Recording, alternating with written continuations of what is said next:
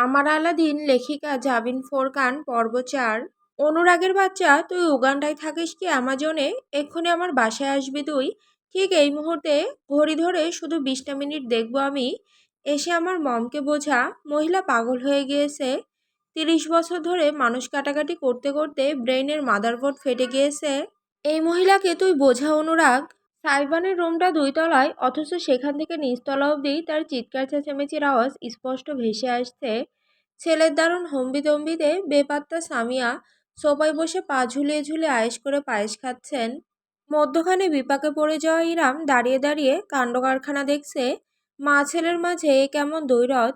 হাসা উচিত নাকি দুঃখ করা উচিত বোঝা মুশকিল। কাজের মেয়ে সুগন্ধা অবশ্য একদম স্বাভাবিক। গুনগুন করতে করতে খাবারের টেবিল গুছিয়ে নিচ্ছে, যেন আশেপাশে যা হচ্ছে তা এখানকার নিত্যদিনের ঘটনা। এমন সময় ওই মেয়ে ঠোঁটে গান আসে কিভাবে! এই বাড়ির প্রত্যেকটা মানুষ এক একটা নমুনা। প্লিজ আয়, এক্ষণে আয়। কিসের বিজনেস মিটিং তোর শালা? দেখিস অনুরাগ, তুই যদি আজকে না আসিস, তোর ফটো পোস্টারে ছাপিয়ে আমি সারা শহরের দেয়ালে ছেটে দিয়ে আসবো। নিচে বড় বড় করে লিখবো, এই ইফটিজারের থেকে সাবধান। দেখিস তুই। নিজের রুম থেকে বেরিয়ে বোধহয় সাইবান ছাদের দিকে চলে গিয়েছে। ঠাসঠুস শব্দ আসলেও এবার আর তার কথা স্পষ্ট শোনা যাচ্ছে না। সামিয়া ধীরে সুস্থে পায়েস শেষ করেছেন ততক্ষণে।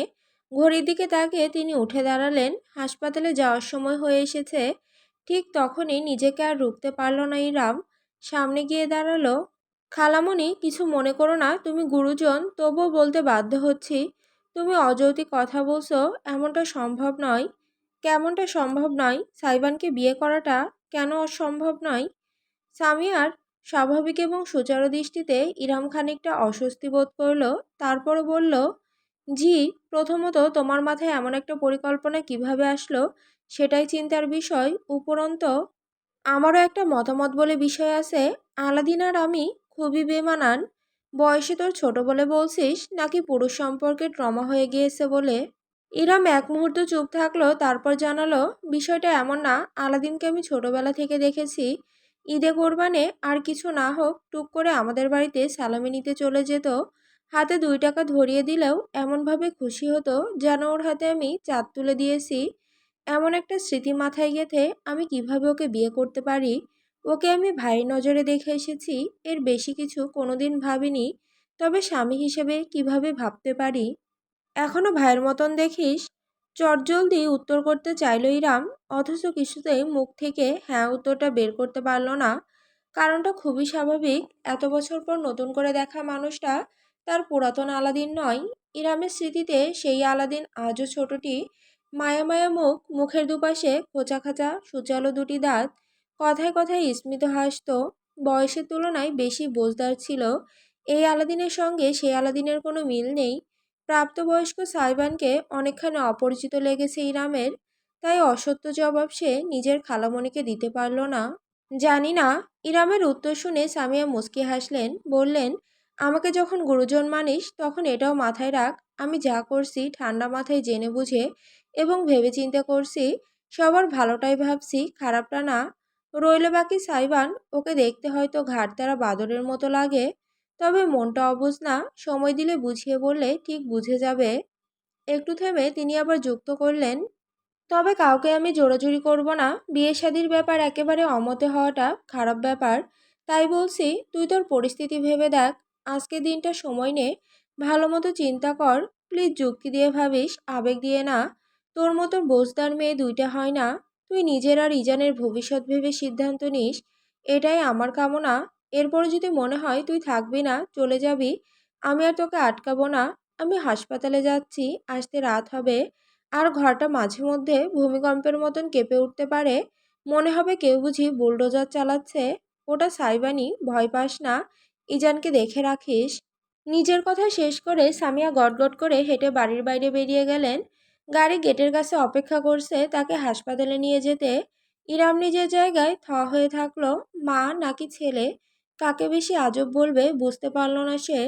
সারাটা বিকাল ইরাম কাটালো ইজানের সঙ্গে রুমবন্দি হয়ে। সামিয়া যা বলেছিলেন তাই হয়েছে। ক্ষণে ক্ষণে বাইরে থেকে হম্বিতম্বি শব্দ ভেসে আসতে লাগলো। মাঝে আবার 2টো বাইকও এসে হাজির হয়েছে। খুব সম্ভবত সাইবানের বন্ধুদের কেউ। তাদের কথাবার্তা অবশ্য সে শোনেনি, শোনার কিংবা জানার ইচ্ছাও নেই। এর চাইতেও গুরুতর একটা কাজ বাকি তার, সিদ্ধান্ত নেওয়া। সত্যি বলতে জীবনে বিয়ে করার সকল স্বাদ মিটে গিয়েছে ইরামের। কোনো পুরুষকে তার বিশ্বাস হয় না, বিশেষ করে যদি সেই পুরুষটি দেখতে শুনতে বেশি সুদর্শন হয়। পুরুষ মানুষ সুন্দর হবে, তবে তাদের মাঝে কোনো ঘাপলা থাকবে না এমনটা অসম্ভব। তবে ইরামের ভাবনা এখন আর তার নিজের মধ্যে সীমাবদ্ধ নেই। তার সমস্ত চিন্তার কেন্দ্রবিন্দু হলো ইজান। ছেলেকে বুকে নিয়ে দোলাতে দোলাতে ইরাম ভাবল, এই নিষ্পাপ বাচ্চাটাকে একটা চমৎকার এবং আরামদায়ক ভবিষ্যৎ দেওয়ার ক্ষমতা কি তার আছে? এই 32 বছরের জীবনটাই সে অর্ধেক জগৎ দেখে ফেলেছে। জীবিকার তাগিদে এমন কোনো কাজ নেই যা সে করেনি।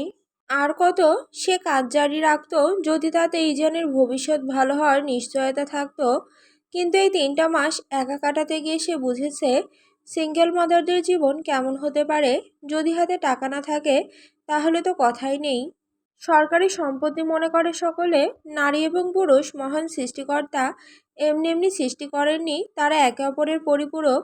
না একজন নারী কোনোদিন চলতে পারবে একজন পুরুষ ছাড়া, না একজন পুরুষ চলতে পারবে একজন নারী ছাড়া।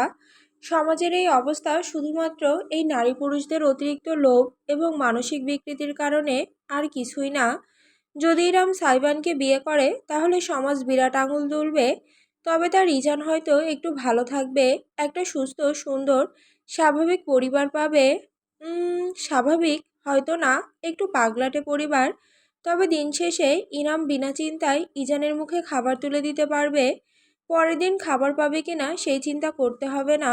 আর্থিক এবং সামাজিক নিরাপত্তা যা এখন খুব করে দরকার ইরামের, তার নিজের ট্রমা, নিজের জীবনের সকল না পাওয়াদের হিসাবের কোনো দরকার নেই এখানে। সামিয়া বাড়িতে ফিরে এলেন সন্ধ্যার পর। কাজ একটু দ্রুতই শেষ করেছেন তিনি, না হলে ফিরতে রাত হয় তার। তবে বাড়ির পরিস্থিতি বিবেচনা করে চলে এসেছেন। ইরাম তখন টেবিলে বসেছে, সুগন্ধ তাকে নাস্তা দিয়েছে, স্যান্ডউইচ, কফি আর সামিয়ার নির্দেশ মতো ফল। ইজানকে দুলিয়ে যাচ্ছে সে, মাত্রই দুধ খাইয়েছে। এখন ছেলেটা তার আবার ঘুমাবে। ঘুমে ঢুলুঢুলু করছে চোখ। ইরাম মৃদু হেসে গুনগুন করে যাচ্ছে, আয় আয় চাঁদ মামা টিপ দিয়ে যা, চাঁদের কপালে চাঁদ টিপ দিয়ে যা, আমার কুচুপু সোনাটা। ইজানের মুখটা ওই অসংখ্য চুমুতে ভরিয়ে দিল ইরাম। বিনিময়ে ছেলে তার ছোট দুখানা হাত দিয়ে আঁকড়ে ধরল তার গাল। দৃশ্যটি অদূর থেকে নিষ্পলক নয়নে দেখলেন সামিয়া। তার বুকটা ভীষণ উষ্ণতার জোয়ারে টইটম্বুর হলো। হঠাৎ মৃদু পায়ের শব্দে ইরাম এবং সামিয়া দুজনই মুখ ঘুরিয়ে তাকালেন। 2 তলায় সিঁড়ি বেয়ে নিচে নেমে এলো সাইবান। পরনে একটা হাফ হাতা কালো টি শার্ট আর ঢোলা ট্রাউজার। হাফ হাতা হওয়ায় তার শক্ত গড়নের ফোলা বাহু চোখে পড়ছে স্পষ্টত। টি শার্টের কাপড় বুকের ওপর চেপে বসেছে, ভাগ ভাগ করা পেশির গঠন চোখে পড়ছে বেশ। খুব সম্ভবত শরীরচর্চা জাতীয় কোনো কাজ করেছিল, তাই এমন রূপ। ইরামের দিকে এক দফাও দৃষ্টি না ফেলে সে সোজাসুজি তাকালো সামিয়ার দিকে। Hey bro. সাইবানের কণ্ঠস্বরটা অতিরিক্ত শান্ত শোনালো, যেটা তার চরিত্রের সঙ্গে বেমানান। চোখ পিটপিট করলো ইরাম। এই ছেলে এভাবে কাকে সম্বোধন করলো? হতবাক হয়ে গেল সে যখন নিজের অ্যাপ্রন খুলে চেয়ারে ঝুলিয়ে রাখতে রাখতে সামিয়া উত্তর করলেন, বলো ব্রো। রুমে চলো, তোমার সাথে প্রাইভেট কথা আছে আমার। ওকে চলো। সামিয়া সাইবানের পিছু পিছু নিচতলার একটা রুমের ভেতর আড়াল হয়ে গেলেন। দরজাটা ঠাস করে লেগে গেল। ইরাম স্তব্ধ হয়ে বসে চেয়েই রইল। সামিয়া পরনে শাড়ির কুচিটা খানিক ঢিলেঢালা করে বিছানায় বসলেন। সাইবান অযথাই শক্ত করে দরজাটা বন্ধ করে সেটাই ঠেস দিয়ে দাঁড়িয়েছে। বুকে দুবাহু ভাঁজ করে রেখে তীক্ষ্ণ দৃষ্টিতে জননীকে দেখছে। বল কি বলবি, আমার টায়ার্ড লাগছে, গোসল সেরে একটা লম্বা ঘুম দিতে হবে। সাইবানের ভ্রুজোড়ায় তীক্ষ্ণ কুঞ্চন সৃষ্টি হলো। বাম ভ্রুতে থাকা পিয়ার্সিং হালকা হলুদাভ আলোয় জলজল করে উঠল। What's going inside your pretty little head? What do you think my boy? এবার সত্যি বিরক্ত বোধ করলো সাইবান। হেলান ছেড়ে ভেতরে এগিয়ে গেল সে। Mom please don't play with me. আমি আর ছোট বাচ্চা না, কয়েক মাস আগে 25তম জন্মদিন পালন করেছি। ওহো, অনেক বড় হয়ে গেছিস। এতটাও বড় হয়নি যে আমাকে বিয়ে দিতে উঠে পড়ে লাগতে হবে তোমার। উঠে পড়ে লাগলাম কোথায়? আমি স্রেফ আমার বাড়ির বউ হিসেবে কাকে পছন্দ করেছি সেটা জানিয়েছি। এতে তুই এত লম্ফঝম্প করছিস কেন? কেন করছি তুমি জানো না? আমি আজ অবধি তোমার একটা কথাও ফেলিনি, তুমি জানো। তবে এটা ফেলে দে, মানা করেছি নাকি? নিজের কপালে আঙুল ঘষে রাগ নিয়ন্ত্রণ করলো সাইবান। মেজাজ গরম হয়ে যাচ্ছে তার। পান থেকে চুন খসলেই সে গরম তাওয়ার মতো স্যাঁত করে ওঠে। সেখানে সে এতক্ষণ যাবৎ নিজেকে শান্ত রেখেছে এই বেশি। বাড়ির বৌমাই ফুট একটা 32 বছরের ডিভোর্সি মহিলার সঙ্গে একটা পরপুরুষের বাচ্চা। খুব ভালো চয়েস তোমার মম। সাইবান আলাদিন। সামিয়ার শীতলতম কণ্ঠস্বর ভেসে আসতেই সাইবান না চাইতেও সামান্য কেঁপে উঠল। জননীর এই কণ্ঠটা তার বহু অচেনা। কালে ভদ্রে কখনো শোনা যায় তার সম্পূর্ণ নাম নিয়ে ডাকার অর্থ সামিয়ার মজার মুহূর্তে নেই। তিনি বাস্তবতায় আছেন। মানুষকে মানুষ হিসাবে সম্মান দিতে না জানলে তাকে নিয়ে কথা বলা বাদ দে। বড় শুধু গায়ে গতরে হয়েছিস, চরিত্রে না। কথাটা ভীষণ গায়ে লাগলো সাইবানের। হাতের মুঠো শক্ত করে ফেলল সে। একটা পরমে যার এর আগে কোনো হদিস অবধি ছিল না, হঠাৎ করে উদয় হয়েছে, তার জন্য আসছে নিজের মায়ের কাছে এভাবে কথা শুনছে। বিষয়টা মানতে নারাজ তার অন্তর। সামিয়া নিজের বিছানা ছেড়ে উঠে দাঁড়ালেন, ছেলের মুখোমুখি হয়ে বললেন, আমি কেন ইরামকে এই বাড়ির বউ বানাতে চাচ্ছি জানতে চাস তো? বেশ, তবে শোন। বাপ মারা যাওয়ার পর থেকে ইরাম একা হাতে দুই ভাইকে মানুষ করেছে। নিজের পাগল মা দুইটা ভাইয়ের পড়াশুনো, তাদের খরচ, পরিবারের খরচ সব একা হাতে টেনেছে ওই একটা মেয়ে। পরিবারের বড় মেয়ে কিনা কত কষ্ট করে নিজের পরিবারকে টেনে মানুষ করেছে সেটা তো ওরা আমার নিজের চোখে দেখা। সামান্য সাহায্যটুকু কোনোদিন নেয়নি। শুধু ঈদের সময়ে উৎসবের নামে কিছু কাপড় চোপড় দিতে পারতাম ভাগ্নে ভাগ্নিদের। এরপর তো সেটাও বন্ধ হয়ে গেল। আমরাও খোঁজ নেওয়া ছেড়ে দিয়েছিলাম। তুই দেখেছিস কি অবস্থার মধ্যে দিয়ে গিয়েছে মেয়েটা। বিয়ে হলো, বাচ্চা হলো, স্বামীর ঘরটা অবধি শান্তিতে করতে পারলো না। যখন সব হারিয়ে শুধু একটা যক্ষের ধনকে নিয়ে ভাইয়ের বাড়িতে আসলো, তখন ভাইটাও তাকে রাখলো না। এমনই কুলাঙ্গার ভাই যে মাতৃতুল্য বোন পেলে পুষে বড় করেছে, চাকরি দিয়েছে, তাকে তাড়িয়ে দিতে দুইবার চিন্তা করলো না। একবারও ভেবে দেখেছিস মেয়েটার জীবনে কত কষ্ট? সাইবান নিঃশব্দে শুনল। কোনো কাহিনী তার অজানা নয়, শুধু শেষের অংশটুকু ছাড়া। মুখের রাগের ভাবটা কমে এলেও পুরোপুরি দমল না সে। ঠিক আছে মম, তোমার কথা আমি বুঝতে পারছি। আমিও পাষাণ না ওকে। তোমার চ্যারিটি করার ইচ্ছা হয়েছে, করো না। মানা করেছে কে? ইরাম আপুকে ঘরে রাখবে, রাখো। ওনার বাচ্চাকে পালবে, পালো। আমার কন্ট্রিবিউশন চাইলে আমি প্রতি মাসে সেটাও করব। কিন্তু সোজা বিয়ে পর্যন্ত টেনে নেওয়ার মানে কি? সামিয়াকে এবার বেশ অসন্তুষ্ট মনে হলো। চ্যারিটি কন্ট্রিবিউশন কবে এত অধঃপতন হলো তোর? ছোটবেলায় এত ইরাম আপু করতিস, জানিস না তার আত্মমর্যাদা কোথায়? তোর মনে হয় আমরা চ্যারিটি করতে চাইলেই সে হাত পেতে নেবে? মধ্যবিত্তকে আর কিছু আল্লাহ দিক বা না দিক, আত্মসম্মানটুকু দেয় ভরে ভরে। হাত পাতার মতো অবস্থায়ও তারা হাত মুট করে ঠোঁট কামড়ে লড়ে যায়। ভিন্ন দিকে তাকিয়ে আগের তুলনায় কিছুটা শান্ত গলায় তিনি যুক্ত করলেন, তাছাড়া আমার বাসায় একটা প্রাপ্তবয়স্ক ছেলে আছে, আরেকজন প্রাপ্তবয়স্ক মেয়ে। উপরন্ত ডিভোর্সি খালাতো বোনকে দিনের পর দিন বাড়িতে জায়গা দিলেও সমাজের সমস্যা হয়ে যাবে। খাওয়া পড়া তারা দিক বা না দিক, সালিশটা ঠিকই বসাবে। 32 বছরের মেয়ের সাথে 25 বছরের একটা ছেলেকে বিয়ে দিলে সমাজ সালিশ বসাবে না বলছো? অবশ্যই বসাবে, আরো বড় সালিশ বসাবে। কিন্তু তখন অন্তত আমি গলা চড়িয়ে আমার ঘরের বউয়ের সম্মান বাঁচাতে লড়তে পারবো। শুধুমাত্র ভাগ্নির জন্য এত কিছু করার সুযোগ নেই, বুঝেছিস? বুঝলাম। হঠাৎ করে উল্টো ঘুরে দরজার মাঝে ধড়াম করে একটা শক্তিশালী ঘুষি বসিয়ে দিল সাইবান।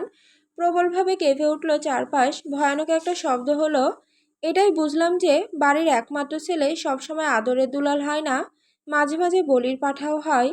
ভাঙচুরের শব্দ আরম্ভ হলো তৎক্ষণাৎ। সাইবানের হাতের ধাক্কায় শোপিস, দেয়ালের ফটোফ্রেম সব আছড়ে পড়তে লাগলো মেঝেতে। আমি পারবো না ওনাকে বিয়ে করতে। গলা নিচে একদম চিৎকার চেঁচামেচি করবি না, পরিস্থিতির জটিলতা বোঝার চেষ্টা কর। ছেলেকে সামলাতে চাইলেন সামিয়া, কিন্তু পারলেন না। তার ছেলে সাক্ষাৎ ঝড়।